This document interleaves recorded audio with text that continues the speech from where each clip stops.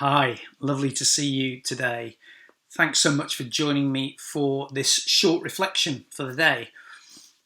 Now, I know that the last 3 months have affected everyone in very different ways. We're all dealing with different situations in our lives. The effects of the last 3 months have looked slightly different for everybody, I think.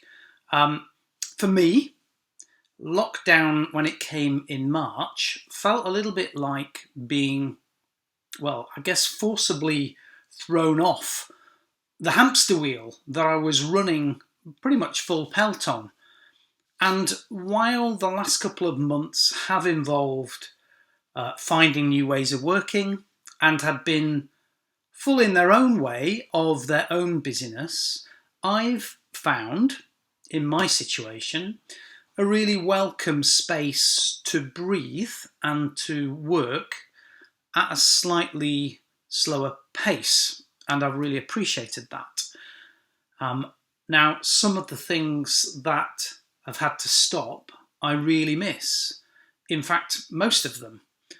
But the question I've been pondering quite a bit over the last week or so is what bits of this that I've lost do I want to load back onto the hamster wheel when the chance arises?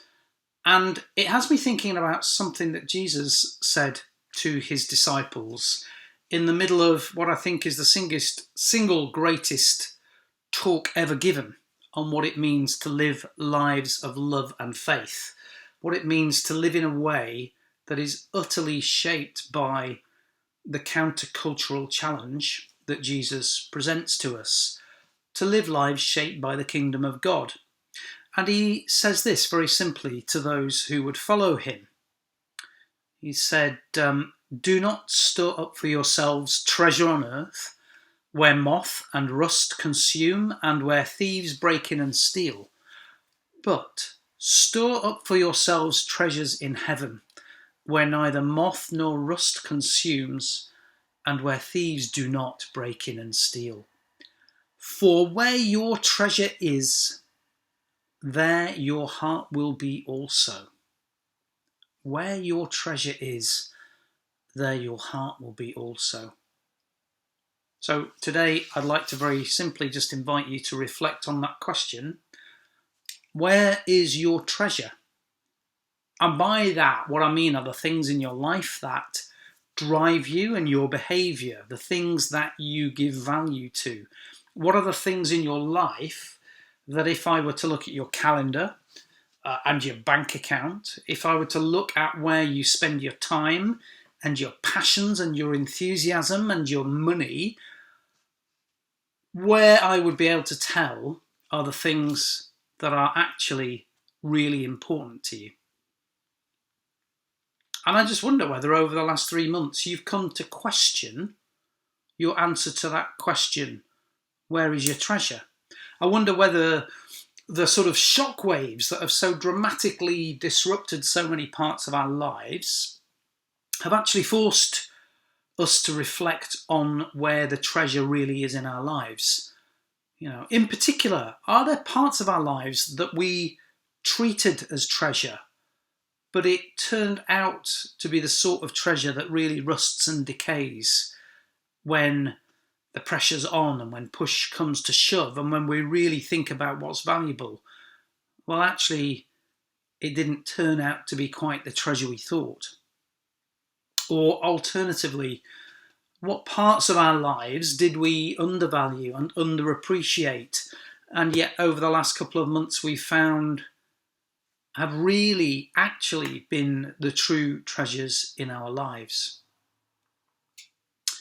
Jesus, in this little passage that I read, is just pointing out that actually our track record is not great at treasuring the things that are truly valuable. We're often much better at investing our time and our money and our passions and our loves into the stuff that rusts and decays, rather than the stuff that endures, that builds up, and that truly has value.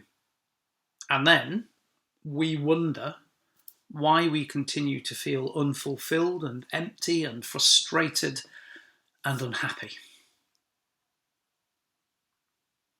So many of us, I think, have been presented recently with an opportunity to review whether what we thought was treasure really is. To reflect on what we've lost that is truly valuable and we want back, and what is just deceptively attractive and of little enduring value. You know, soon enough, for all of us at different times, we're going to find ourselves slowly slipping comfortably back into our previous routines.